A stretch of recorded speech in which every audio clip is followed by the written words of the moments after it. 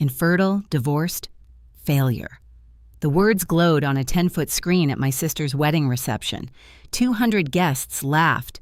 My father smiled and said, "Just a joke, sweetheart." My mother swirled her wine like she was watching dinner theater, and my sister, the bride, leaned into her microphone and said, "Don't laugh too hard, she might actually cry." I didn't cry. I picked up my phone, typed one word, "begin," and the room went so silent you could hear the ice cracking in my mother's glass. What happened next didn't just ruin the party, it dismantled 16 years of lies and the family reputation built on top of them. Before I go on, please take a moment to like and subscribe, but only if you genuinely connect with this story and drop a comment.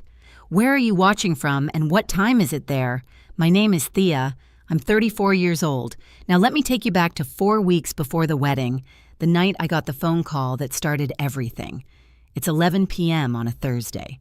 I'm at my desk in Richmond elevation drawings for a historic courthouse renovation. Coffee's cold. Back aches. Normal Thursday. My phone lights up. Unknown number, Virginia area code, but not Richmond. Somewhere smaller, somewhere I used to know. I answer Lyndon. A woman's voice. Careful, professional. My name is Dolores Vargas. I'm a nurse at Shenandoah Hills Care Center. Your grandmother asked me to call you. My hand tightens around the phone. Grandma Ruth, 84 years old, the only person in my family who ever made me feel like I belonged in it. She's scheduled for hip replacement surgery in 3 weeks. Dee says her health is stable, but at her age, there are risks. She's been asking for you. I closed my eyes. 2 years since I last saw her. I'd snuck into the facility on a Tuesday afternoon when I knew my father wouldn't be there. We sat together for 40 minutes. She held my hand and told me about her garden. Then a staff member mentioned my visit to my father's office, and Harold Lyndon made sure the front desk had instructions. Thea is not on the approved visitor list. There's something else. Dee says her voice drops. Your father told Ruth that you can visit, but only if you attend your sister's wedding first. It's in 3 weeks. Of course, everything with Harold comes with conditions. And Miss Lyndon, your grandmother wanted me to tell you one more thing. A pause. She said they're planning something at the reception. Something about you. She wanted you to be ready. I look up from my phone. On the wall across from my desk hangs a framed certificate. Virginia Emerging Architect of the Year. 5 years of silence. And the first voice I hear from that town isn't my mother's. It's a nurse's. To tell you what happened next, I need to go back further. 16 years further. I'm 18. Senior year, sitting at the kitchen table in my parents' house in Millbrook, Virginia, a town where everybody knows your last name and what your father's worth. Harold Lyndon slides a document across the table. A land transfer form. The property is a 2-acre parcel on the edge of town. Rolling grass, a creek, one old oak tree. My grandmother Ruth gave it to me on my 16th birthday. Signed it over legally, said, "This is yours, Thea. No matter what, sign it." My father says, "I need this parcel for the Oakdale project. Grandma gave it to me, and I'm telling you to give it back." I look at my mother. Vivian Lyndon sits at the end of the table, flipping through a home decor magazine. She doesn't look up, doesn't say a word. The sound of pages turning fills the silence. I don't sign. 3 days later, my father cancels my college tuition fund, the account he'd been setting aside since I was born. Gone. Redirected. I find out when the registrar's office sends a letter. 1 week after that, Harold stands in the foyer with his arms crossed. You walk out that door. You don't come back. My little sister, Paige, 11 years old, watches from the top of the stairs. She doesn't say anything either. She just watches. I leave with 1 duffel bag and $43 in my checking account. That night, Harold tells the neighbors she dropped out, ran off with some boy, broke her mother's heart. None of it was true. But in Millbrook, my father's word was the only one that mattered. Here's what happened. After the door closed behind me, I slept in my car for 2 weeks, worked the counter at a gas station outside Charlottesville, got my GED at 19 while waitressing double shifts at a diner that smelled like bacon grease and bleach, applied to community college, Transferred to Virginia Commonwealth University on a need-based scholarship. Studied architecture because I liked the idea of building things that lasted. Things that couldn't be taken away with a signature. I graduated at 23. Nobody came to the ceremony. I wore my cap and chignon, walked across the stage, and shook the dean's hand. Then I went home to my studio apartment and ate takeout on the floor. At 24, I married Drew Halpern, a man I'd met through Harold's old business network before I was cast out. He was 12 years older, charming in public, suffocating in private. He managed my bank account, screened my phone calls, and told me which friends I was allowed to keep. A smaller, quieter version of my father. I got out at 27. At 28, a doctor told me I couldn't have children, a medical fact. I processed it alone in a clinic waiting room with fluorescent lights and a 2-year-old magazine. Somehow, Paige found out Drew had stayed in touch with my family after the divorce. He'd always liked having leverage. Now I'm 34, senior architect at Mercer and Hollis in Richmond.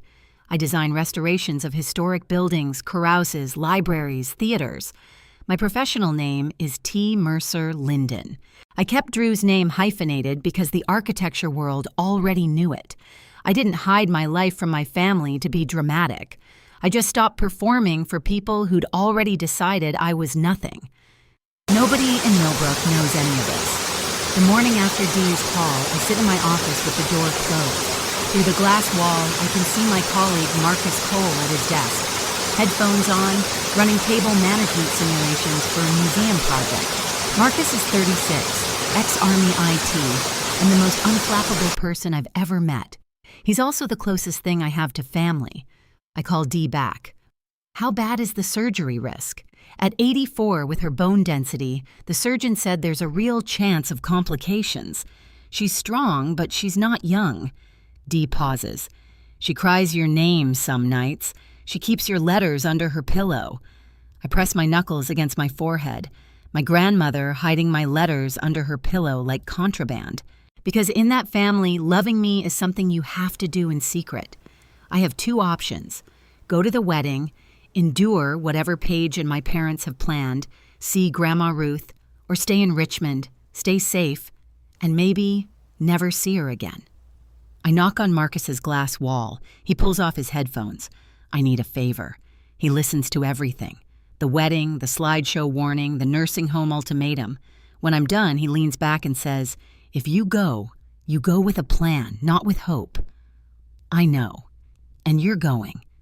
She's 84, Marcus. She might not make it through surgery. He nods, doesn't argue. Then we make sure you're not walking in blind.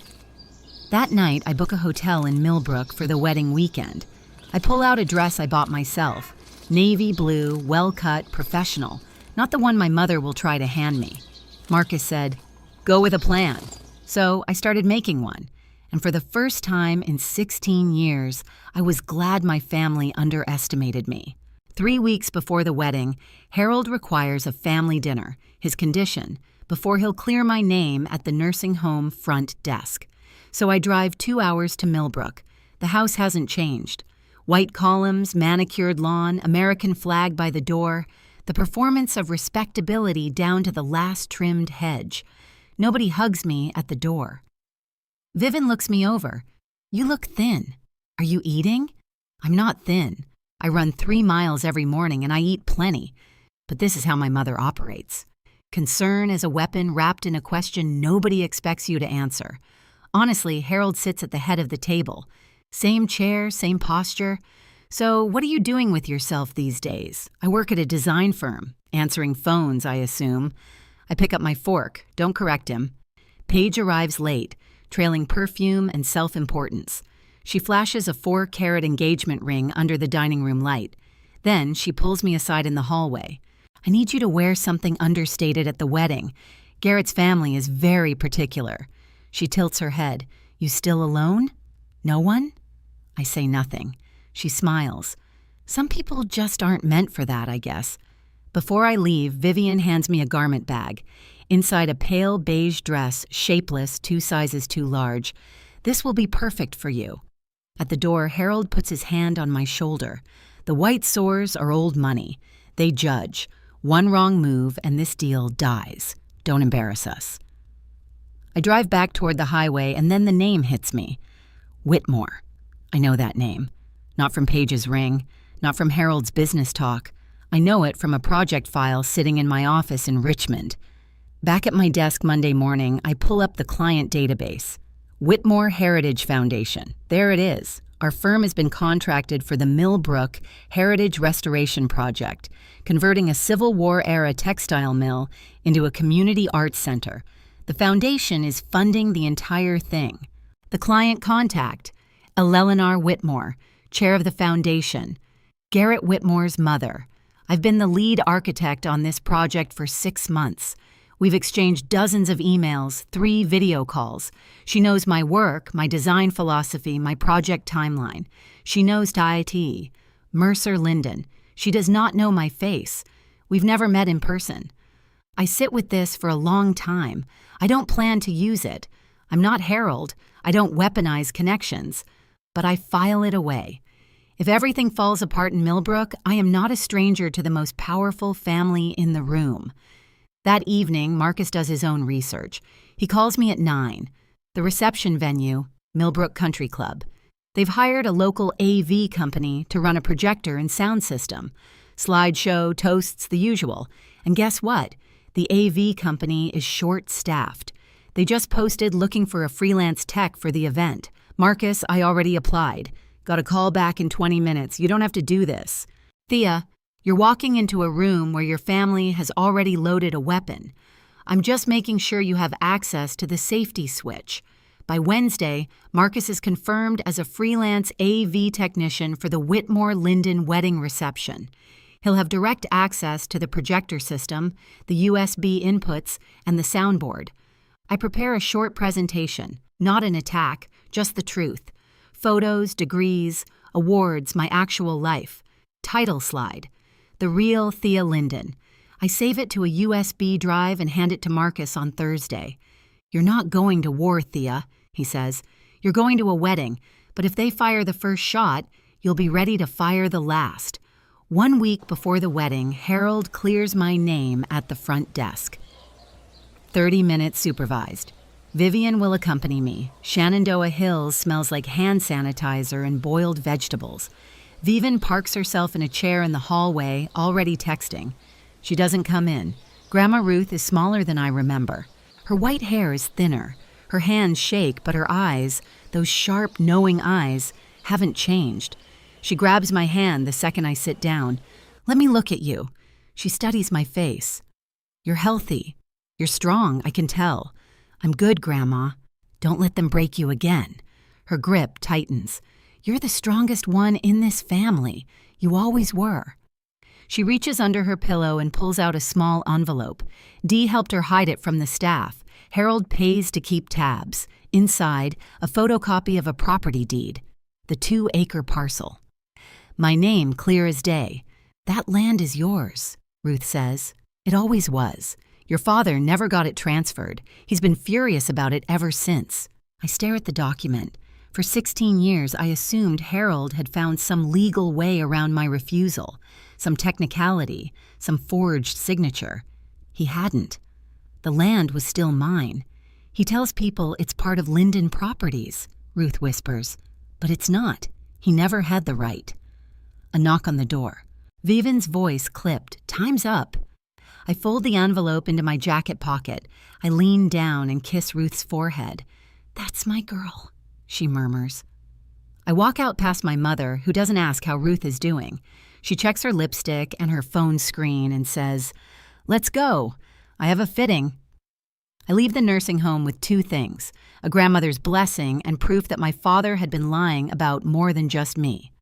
6 days before the wedding, my apartment in Richmond. Marcus sits on my couch with his laptop open. On the screen, the slideshow I've built. Slide 1, a photo of me in my cap and gown at graduation, alone, smiling anyway. Caption, no one came to my graduation. I went anyway. Slide 2, my architecture license framed on my office wall.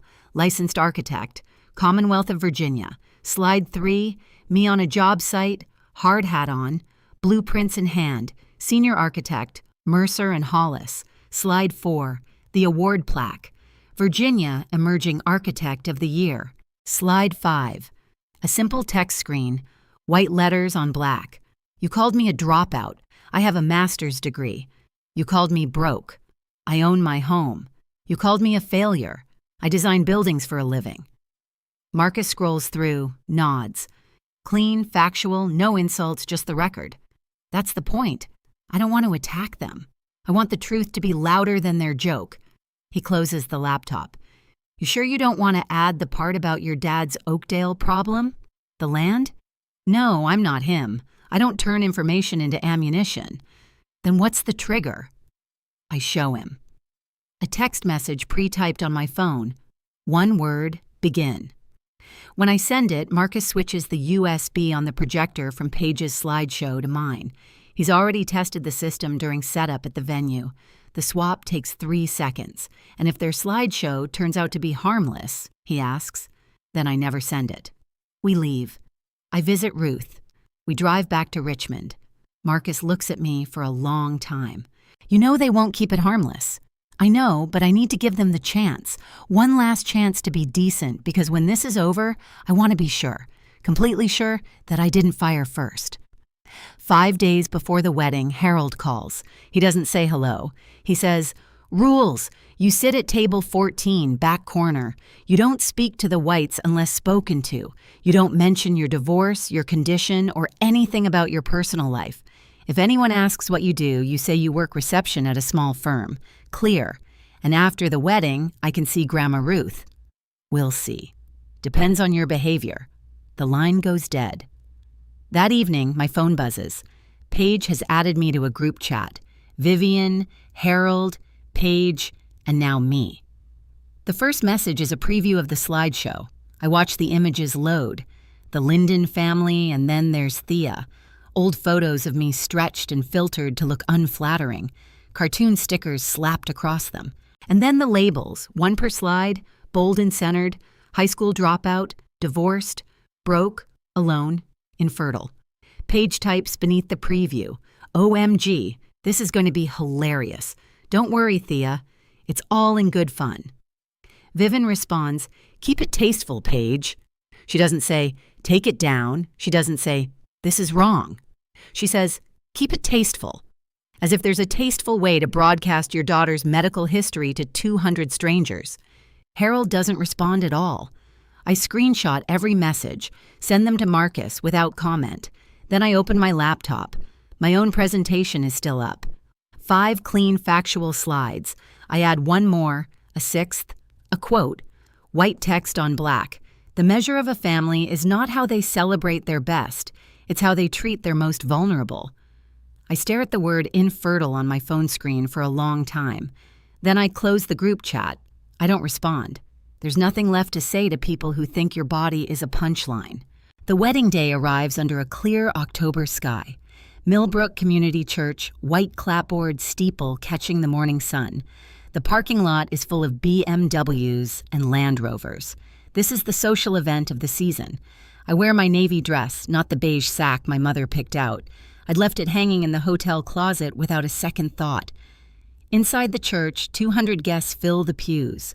Millbrook's business community, country club members, town council acquaintances, and in the front row, the Witters.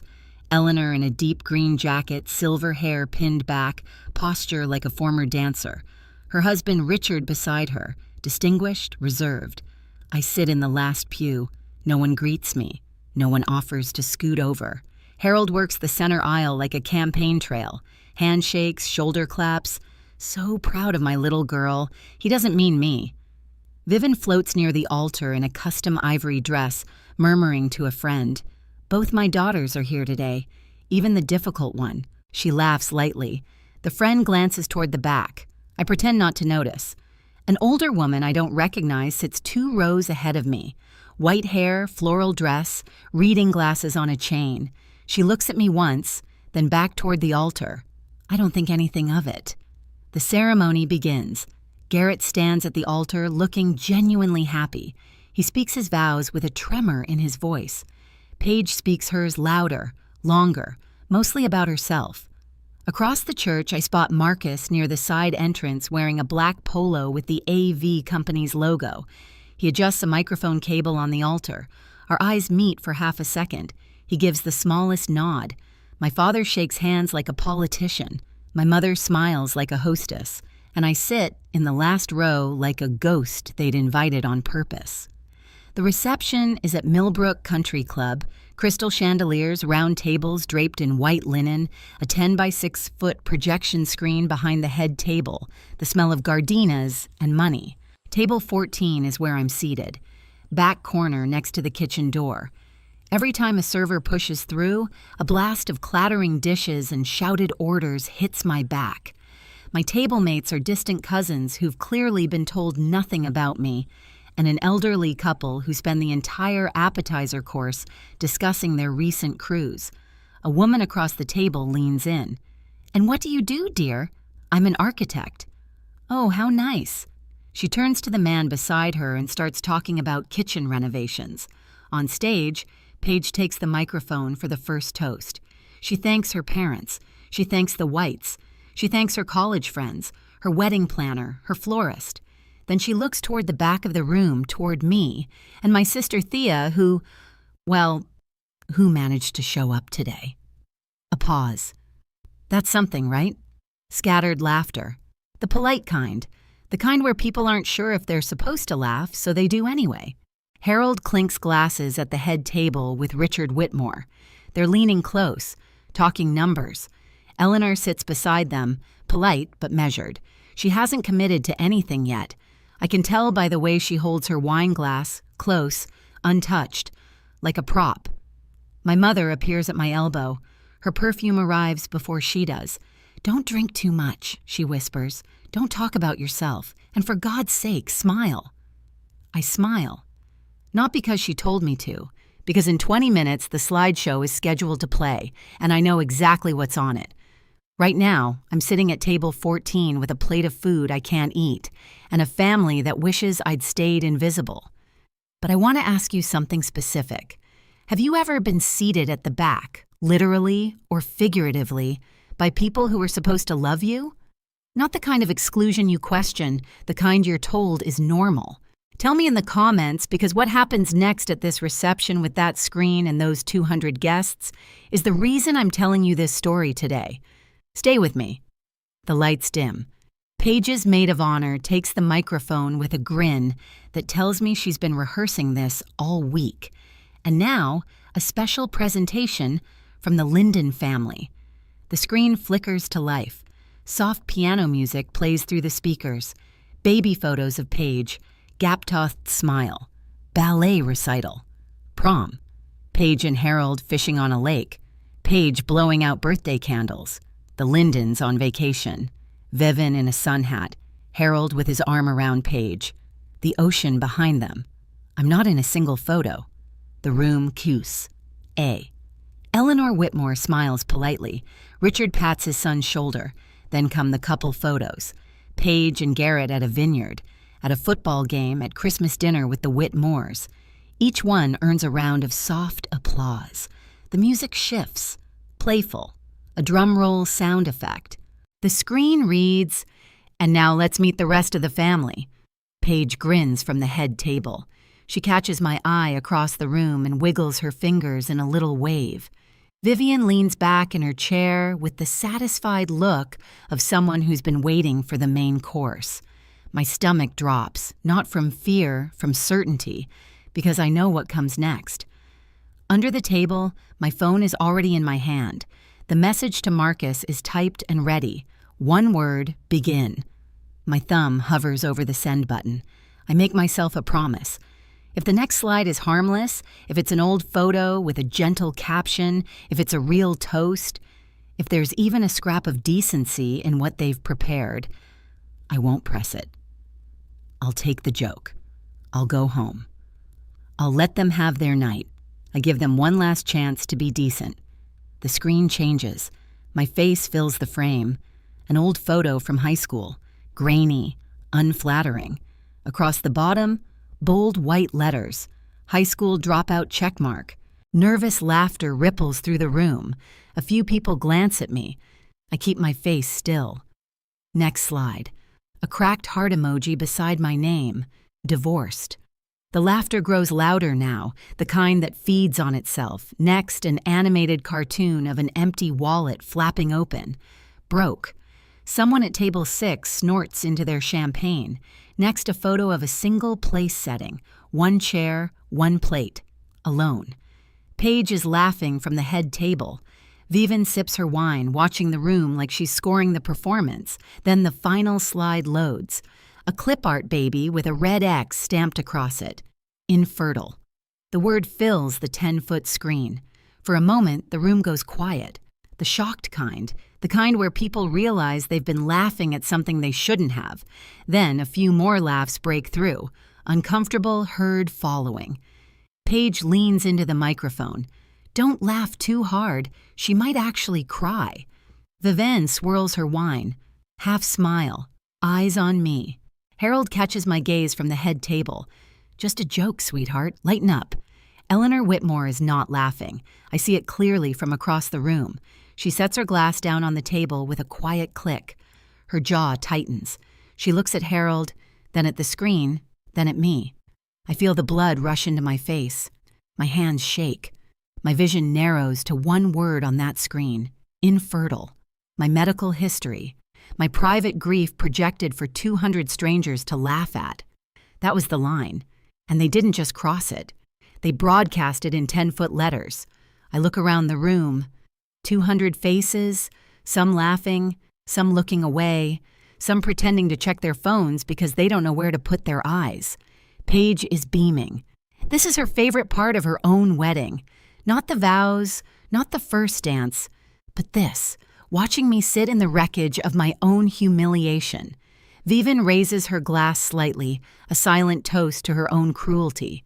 Harold has already turned back to Richard Whitmore, resuming their conversation as if nothing happened, as if putting infertile on a screen for 200 people is the social equivalent of a knock-knock joke.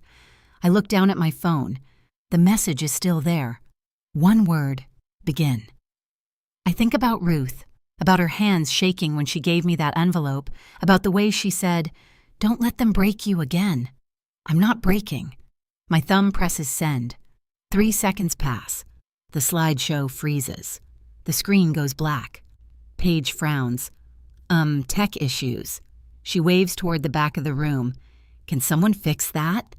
Behind the AV booth, Marcus pulls Paige's USB from the projector and inserts mine. His hands are steady. He's done harder things under worse pressure. The screen lights up again, white text on a dark background. Clean, simple. The real Thea Linden. The room goes silent, not the polite kind, the kind where every head turns and every conversation stops at once. Harold stands up. What is this? Turn it off. He looks toward the AV booth. Marcus doesn't move. The system remote has been locked. The only way to kill it is to pull the power cable in the utility closet, and Marcus locked that door 20 minutes ago. For the first time in 16 years, my father can't silence me. The first slide fills the screen, a photo of me at graduation, cap and gown, standing alone in front of the university seal, diploma in hand. The caption reads, "No one came to my graduation. I went anyway." Murmurs. A woman at table 3 puts her hand over her mouth. Next, my architecture license, framed and mounted. Licensed architect, Commonwealth of Virginia. The murmurs get louder. Next, me on a construction site, hard hat, steel-toed boots, blueprints rolled under my arm. Behind me, the skeleton of a renovated courthouse. Senior architect Mercer and Hollis. A man near the front turns in his chair to look at me. Then another, then a whole table, next slide. A framed plaque. Virginia Emerging Architect of the Year. Eleanor Whitmore's hand freezes halfway to her glass. The final content slide appears, white text on black. You called me a dropout. I have a master's degree. You called me broke. I own my home. You called me a failure. I design buildings for a living. I stand up from table 14. I don't walk to the stage. I don't grab a microphone. I just stand where I am in the back corner next to the kitchen door and look toward the front of the room. Harold's face is a shade I've never seen, somewhere between fury and fear. This is ridiculous. She probably faked all of this. Paige's smile is gone. Turn it off. This is my wedding. Vivian sits frozen, her wine glass suspended in midair, her face drained of color. The last slide appears. The quote I added 5 days ago. The measure of a family is not how they celebrate their best. It's how they treat their most vulnerable. I don't say a word. I don't need to. The screen is doing all the talking. Harold moves fast. He steps out from behind the head table, both hands raised, smile locked in place. The same smile he uses at town council meetings and Rotary dinners. Folks, I apologize for the interruption. My older daughter has always had a flair for drama. He chuckles. It lands flat. This is clearly a misunderstanding. He walks toward me. The crowd parts slightly, the way people do when they sense a collision coming. His shoes click on the hardwood. When he reaches table 14, he lowers his voice, but not enough. The tables nearby can hear every word. Sit down right now, or you will never see your grandmother again. I look at him. My father, 62 years old, builder of houses, destroyer of daughters. And I say, in the same quiet voice, you've used Grandma Ruth as a leash my whole life. That ends tonight. His jaw clenches. I will call security. From the head table, a chair scrapes back. Garrett Whitmore stands up. His face is tight. Wait. He looks at Harold, then at me. Let her speak. Paige grabs his arm. Garrett. He pulls free. Something isn't right here, Paige. I want to hear this. The room shifts. I can feel it, the energy tilting, the way a crowd recalibrates when someone unexpected breaks rank. Vivian rises from her seat, her voice cracking for the first time. Thea, please, you're humiliating yourself. I look at my mother, the woman who flipped magazine pages while my father threw me out, the woman who handed me a shapeless dress and told me to blend into the walls. No, Mother. For the first time, I'm not. At the front table, Eleanor Whitmore hasn't moved, but her eyes have. They're locked on the screen on the words Mercer and Hollis, and something in her expression changes. I step away from table 14. I don't rush. I don't raise my voice. I walk to the center of the room between the round tables and the flickering candles. And I stand where everyone can see me. 200 faces. Champagne going flat. The piano music has stopped. I didn't drop out. My voice is steady, conversational, like I'm explaining a project timeline at a Monday meeting. My father pulled my college tuition when I was 17 because I wouldn't sign over land my grandmother gave me. Harold opens his mouth. I keep going. I didn't choose to be alone. I was told to leave and never come back. I was 18 years old with $43 in a duffel bag. Vivian's hand trembles on her wine glass. My divorce. I married a man my family chose. He was controlling. I got out. That's not failure. That's survival. A woman at table 5 pulls her napkin to her face. Her husband puts his arm around her. And infertile. I look directly at Paige. That's a medical condition, not a punchline. And you put it on a screen for 200 people at your own wedding. Paige's lower lip quivers. She opens her mouth, but nothing comes out. I look at Vivian. You helped design those slides, and you gave me a dress meant to make me invisible. I look at Harold. You told me to sit in the back, stay quiet, and not embarrass you. I let the pause stretch. The only embarrassment in this room is what you just did to your own daughter. The silence is total. A server holding a tray of desserts stops in the kitchen doorway, motionless. Then I hear the sound of a chair pushing back. Slow, deliberate. Eleanor Whitmore stands and she walks straight toward me. Eleanor Whitmore moves through the room like she owns it. And in a way, she does. Half the people here tonight owe her foundation a grant, a favor, or a seat on a board. She stops 3 feet from me. Her eyes move from my face to the screen behind us where senior architect Mercer and Hollis is still glowing. T. Mercer Linden. She says it like she's confirming something she already suspected. You're the architect on the Millbrook Heritage Project. Yes, ma'am. Eleanor turns slowly, the way a woman turns when she wants a room to see exactly where she's looking. She faces Harold. Mr. Linden. Her voice is steady and surgical. The woman you just humiliated in front of my family is the architect I hired to restore the most important building in this town. The color drains from Harold's face in real time. I watch it happen. The confident flush replaced by something gray and exposed. I didn't know. You didn't know because you didn't bother to know your own daughter. A ripple runs through the room, whispered words, heads turning. Someone at table 8 pulls out a phone. Paige jumps up from the head table, voice pitched high. "Babe, this is insane. She's making this all up." She reaches for Garrett's hand. He steps back. His hand stays at his side. Vivian tries next. She approaches Eleanor with her hostess smile at full power. "Eleanor, please. This is a family matter." Eleanor doesn't break eye contact with Harold. "You made it a public matter, Mrs. Lennon, when you put it on a 10-foot screen." The room exhales. I can hear it. 200 people breathing out at once. The collective release of held tension. The recalculation happening at every table. Nobody is looking at the bride anymore. Harold tries to recover. He spent 62 years recovering. It's what he does. Builds back the smile. Adjusts the handshake. Resets the narrative. "Eleanor, let's not overreact." He puts on his country club voice. Warm, reasonable Manto man. Except she's not a man and she's not buying it. It was a silly joke. "You know how families are.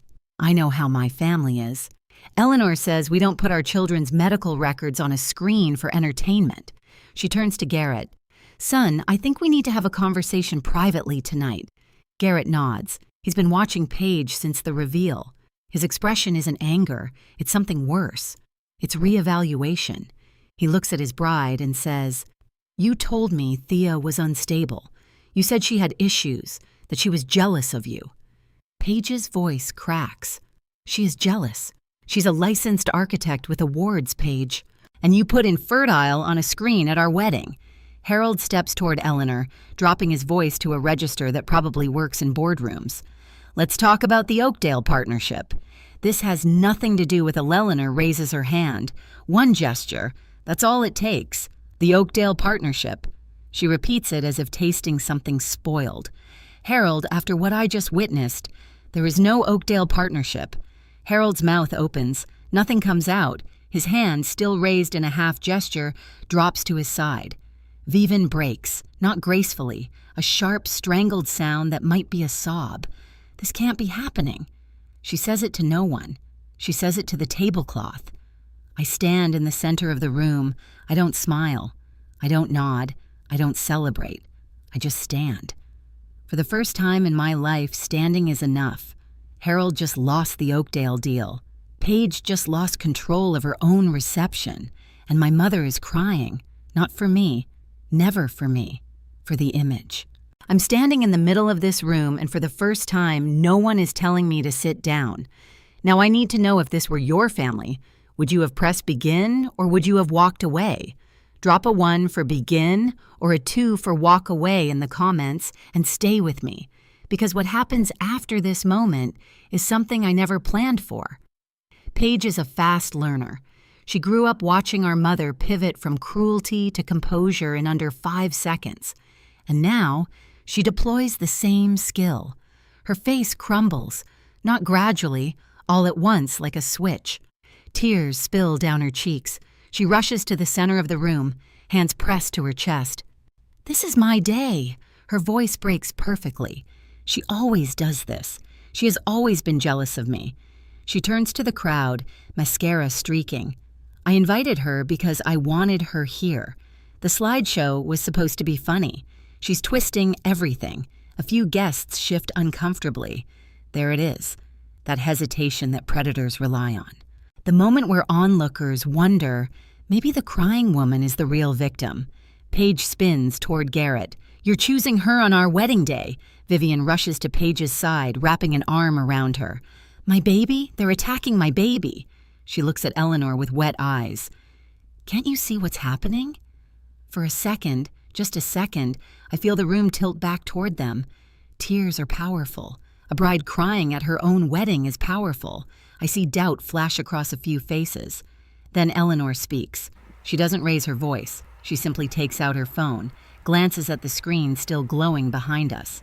Funny. She reads from the slides. "Infertile failure. Alone. She looks at Paige. Which part was the joke, dear? The doubt evaporates. The room resettles like a jury that considered a different verdict and decided against it. Paige's tears are still falling, but they've lost their power. She's ruining my wedding. I don't shout. I don't match her volume. I just say, I didn't make the slideshow, Paige. You did. Eleanor isn't finished. She turns back to Harold. And this time, her voice carries the flat precision of a woman who manages a multi-million-dollar foundation. The Oakdale Project. You told us the land was fully consolidated under Linden Properties. Every parcel accounted for. Harold stiffens it is. I wasn't planning this. I didn't rehearse it. But I hear the words Oakdale and fully consolidated, and something clicks into place. The envelope in my pocket. The deed Ruth pressed into my hands 1 week ago. Actually, I say it's not. The room turns to me. I reach into my jacket and pull out the folded photocopy. The center parcel, the one my grandmother gave me when I was 16, is still in my name. I have the deed right here. Harold's face goes rigid. Not the public rigidity of composure, the private kind, the kind I remember from the kitchen table when I was 18, and he slid that document across to me. Elena looks at the paper, then at Harold. You were going to build on land that belongs to your arranged daughter without her consent, without telling us. She was supposed to sign it over years ago. I was 18. You tried to force me. I said, no, you threw me out. I fold the deed and put it back in my pocket. And you've been telling people the land was yours ever since. Richard Whitmore stands for the first time. He buttons his jacket. The kind of small, deliberate motion men make when they are about to leave permanently. Eleanor meets Harold's eyes one final time. Mr. Linden, I think we're done here. Harold turns to me. His voice drops to something raw and small. You ungrateful? Garrett steps forward. Enough. His voice is sharp and final. That's enough, Mr. Linden. Something in Vivian fractures. She's been holding it together. The smile, the posture, the hostess mask for the better part of 40 years. But the Whiters are walking away. The deal is dead.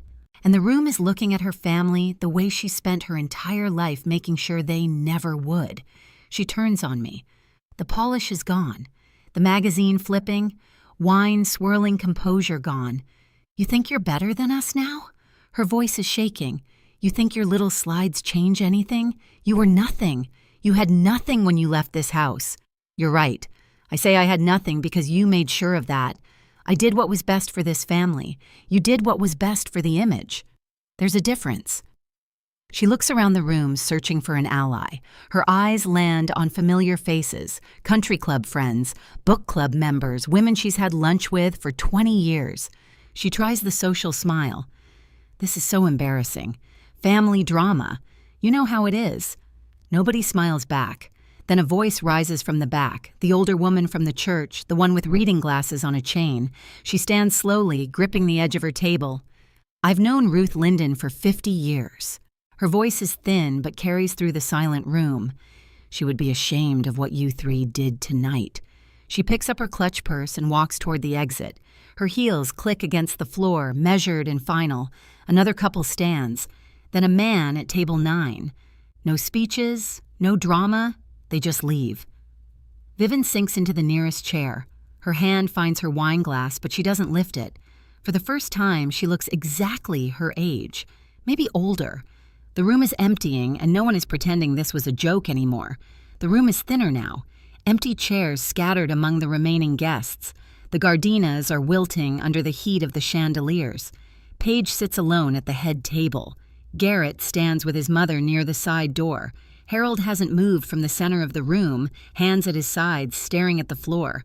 I look at what's left. My family. This room. 16 years of silence ending here between dessert plates and half-empty champagne flutes. I don't go to the microphone. I don't need it. My voice carries just fine in a room this quiet. I didn't come here to ruin your wedding, Paige. I look at my sister. I came because Grandma Ruth asked me to. Because even after everything, she still believes this family can be better. Paige's head drops. I don't hate any of you. I look at Harold, at Vivian, but I am done being your punchline. I'm done. earning the right to exist in this family. Harold's eyes finally lift to mine. They're red. I've never seen that before. If you want me in your life, it starts with respect. Not conditions, not performances, respect. I pick up my clutch from table 14. I straighten my navy dress, the one I bought myself. And if you can't do that, then this is goodbye. I walk toward the exit. Past Harold, he doesn't look up. Past Vivian, she's staring at the tablecloth. Past Paige, she turns her face away. At the door, a voice stops me. "Miss Linden?" I turn. Eleanor Whitmore is standing near the coat check. Her green jacket is already on. Her car keys are in her hand. Monday morning, my office. We have a project to finish. I nod. She nods back, and I walk out into the October night. The parking lot is half empty. Most of the early levers are already gone. I sit in my car with the engine off, hands on the steering wheel, staring at the country club entrance. A tap on the window. Marcus, still in his AV company polo, holding 2 gas station coffees. I unlock the door. He slides into the passenger seat and hands me one. "You okay?" "No." I wrap both hands around the cup, but I'm better than I've been in years. We sit in silence for a while. Through the windshield, I can see figures trickling out of the club, couples walking fast, a man loosening his tie. Nobody's laughing. My phone buzzes. "Garrett, I'm sorry for what my wife's family did. Paige and I need to talk. I don't know where this goes." Another buzz. "D, your grandmother saw everything." Someone's niece was live streaming the reception to a family group chat. Ruth watched the whole thing. She's laughing. She says, "That's my girl." I close my eyes. Ruth in her nursing home bed, watching her granddaughter stand up in a room full of people who tried to make her invisible. Laughing, proud. One more. Eleanor Whitmore. "I've informed my team about the Oakdale land situation. Harold will not be building on your property. We'll find another partner for future development." I type back to Eleanor. "Thank you to Dee. Tell her I love her." To Garrett. "I'm sorry too for all of it. I don't respond to Harold or Vivian or Paige. There's nothing to say that wasn't said in that room." Marcus starts the car. "Where to?" "Hotel, then home tomorrow." He pulls out of the parking lot. In the rear-view mirror, the country club shrinks. Millbrook is a small town, and small towns do what they do best. They talk. The week after the wedding, Millbrook rearranges itself. I hear this secondhand from Dee mostly, and from Marcus, who has a talent for monitoring small-town Facebook groups. Vivian is removed from the Millbrook Autumn Gala Planning Committee. No formal announcement, just a quiet email from Eleanor's assistant. "We're restructuring the committee this year. Thank you for your past contributions." Vivian calls 3 board members. None of them pick up. Harold loses 2 minor business partners within the first 10 days. A property developer in Stunton pulls out of a joint venture, citing alignment concerns. A local contractor who'd been loyal for 15 years sends a polite letter about pursuing other opportunities. Linden Properties doesn't collapse. Harold's too entrenched for that, but the cracks are visible. And in a town where reputation is currency, cracks spend fast. Paige and Garrett. Garrett asks for Cayupi's counseling. Paige refuses. She calls it an insult. By the second week, Garrett packs a suitcase and moves into his parents' guest house. They're not divorced, but they're not together. The book club that Vivian has hosted every third Thursday for 11 years quietly relocates to someone else's living room. No one tells her. I don't follow any of this in real time. I'm in Richmond, back at my desk, back at my drafting table. I have a courthouse renovation to finalize and a heritage project to present.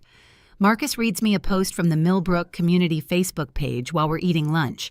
Someone shared a photo of the slideshow screen with the caption, "This happened at the Whitmore Linden wedding. Shame on the Lindens." 87 reactions, 42 comments. "You didn't do this to them," Marcus says, closing his laptop. "I know. They did this to themselves. You just stopped covering for it." I eat my sandwich. It tastes better than anything served at table 14, 3 weeks after the wedding, a Tuesday evening. I'm reviewing blueprints for the Millbrook Heritage Project. Eleanor's foundation wants the presentation ready by month's end. My phone rings. Harold. I almost don't answer. Then I pick up. He doesn't start with an apology, he starts with an offer. The land, name your price. Let's end this like adults. The land isn't for sale. It was Grandma Ruth's gift to me. It stays mine. You're destroying this family over a piece of dirt. You destroyed this family over a piece of dirt 16 years ago when you chose a parcel over your daughter. Silence. Long. The kind that lives on the phone line like static. I did what I thought was right, he says finally. So did I. And here we are. Another pause. Then his voice changes softer, almost human. Your grandmother is no longer your bargaining chip. I keep my voice level. I've contacted Shenandoah Hills directly. I'm listed as her secondary emergency contact. I can visit whenever I want. You don't get to use her against me anymore. I hear him breathe in and out, the sound of a man realizing that the last lever he had has been removed. You always were the stubborn one, he says. I learned from the best. I wait for more. An apology, a confession, a crack in the wall he spent 62 years building. Instead, he hangs up. I set the phone down on my desk. My hands aren't shaking. My heart rate is normal. There was a time when a phone call from Harold Linden would have sent me spiraling for days, replaying every word, wondering if I'd been too harsh, too ungrateful, too much. That time is over. I go back to my blueprints. 2 weeks after Harold's call, a Sunday morning. I'm making coffee when my phone lights up with Paige's name. I let it ring 3 times before I answer. Old habit, bracing. But the voice on the other end doesn't sound like Paige. Not the Paige I know, the one who wiggles her fingers and puts infertile on a screen. This voice is flat, tired, stripped of performance. Garrett moved out. Mom won't stop crying. Dad won't talk to anyone. I sit down at my kitchen table. I don't interrupt. The slideshow was wrong. I know that. She stops, starts again. I don't know why I did it. I've been doing things like that my whole life, and nobody ever told me to stop. Because they were too busy doing it to me. A shaky exhale. Yeah. Silence. I don't know who I am without being the favorite, she says. And it's the most honest thing my sister has ever spoken. I could be cruel here.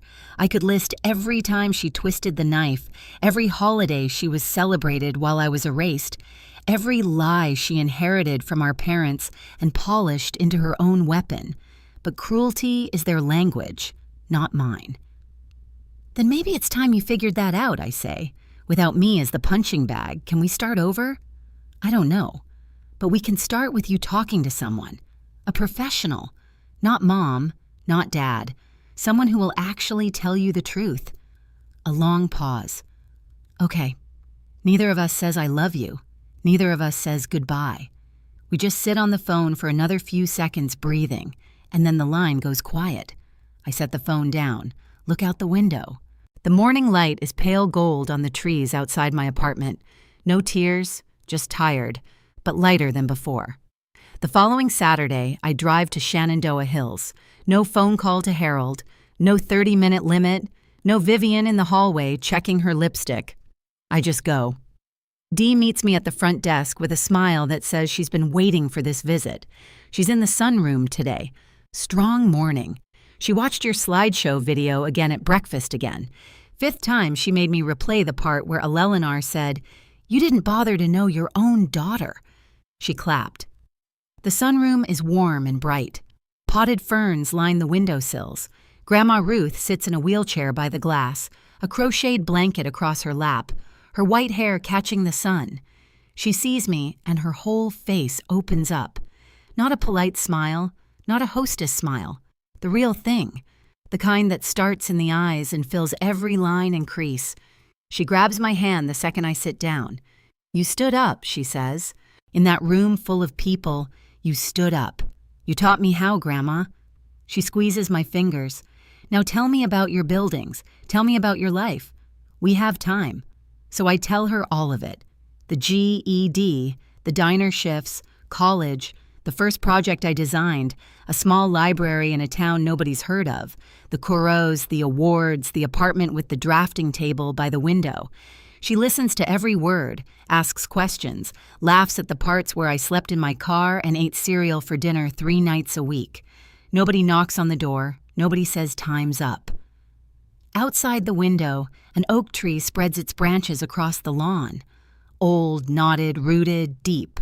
Like the one on the land Ruth gave me when I turned 16. Some things can't be signed away. 3 months later, I'm at my desk in Richmond. Monday morning, coffee in hand, on the wall a new framed print of the Millbrook Heritage Project, rendering the textile mill as it will look after restoration. Red brick, arched windows, a courtyard open to the sky. Ella Lehner's Foundation approved the final design last week. Next month, I presented to the Millbrook Town Council. I'll stand in front of the same people who watched me get humiliated at a wedding and show them what I'm actually building. The land, my 2 acres, stays untouched. I haven't decided what to do with it yet. Sometimes I think about a small house, something simple, a porch where Ruth could sit and watch the creek. Maybe someday. Ruth's surgery went well. Hip replacement, no complications. She's in physical therapy now, walking with a frame, complaining about the food. I visit every 2 weeks. We talk about her garden, my projects, the weather, and nothing about Harold. It's peaceful. Harold hasn't called again. Vivian sent a single text message. I'm sorry. 2 words, no follow-up. I read it. I didn't respond. I'm not ready. I may never be. That's allowed. Paige started therapy. Garrett moved back in a month ago on the condition they continue counseling. Dee told me Paige visited Ruth at the nursing home last week. First time in over a year. She brought flowers. Ruth said Paige looked different, quieter. I don't know what that means yet, but it's something. Marcus and I are working on a new project together, a historic schoolhouse in the Shenandoah Valley. Small budget, big heart, the kind of work that reminds me why I chose this career. I eat breakfast alone most mornings. Coffee, toast, the news. But alone isn't the same as lonely. I learned the difference when I stopped sitting at table 14. This morning, I stand in front of my bedroom mirror. Navy blazer, white blouse, hair pulled back. On my dresser, the invitation to the Millbrook Town Council presentation. My name printed in clean black type. Thea Linden, a senior architect. Not T. Mercer Linden, not Drew's name, not a hyphenation for professional convenience. Just mine. I pick up the invitation and run my thumb across the letters. 6 months ago, I sat in the last row of a church and watched my father shake hands like he owned the world. 4 months ago, I stood in a banquet hall while my body was turned into a joke for 200 people. Today, I'm driving back to Millbrook, but I'm not going to the old house. I'm not going to beg for a seat at anyone's table. I'm going to the textile mill, the one I'm rebuilding from the foundation up, brick by brick, beam by beam, the way I rebuilt everything else. They called me infertile, divorced, failure, dropout, broke, alone. I am some of those things, and none of them define me. You don't need your family's permission to have a life worth living. You just need to stop asking for it. I take my keys. I walk out the door. The October sun is sharp and clean, the way it gets in Virginia when the leaves are turning and the air smells like woods and cold mornings. I drive west toward Millbrook, toward the building I'm restoring for a town that doesn't know my whole story yet, but will. The road stretches ahead. The mountains rise blue in the distance. And I'm not going home. I'm going to work. That's my story. And if you've made it to the end, I think some part of it belongs to you too. So here's what I want to ask. Don't just tell me how you felt. Tell me what you're going to do differently after hearing this. Set one boundary this week, just one. If you chose begin earlier, hit subscribe. I'll be sharing another story soon that will make you rethink everything you thought you knew about family loyalty. Check the description for more stories like this one. Thank you for being here. It means more than you know.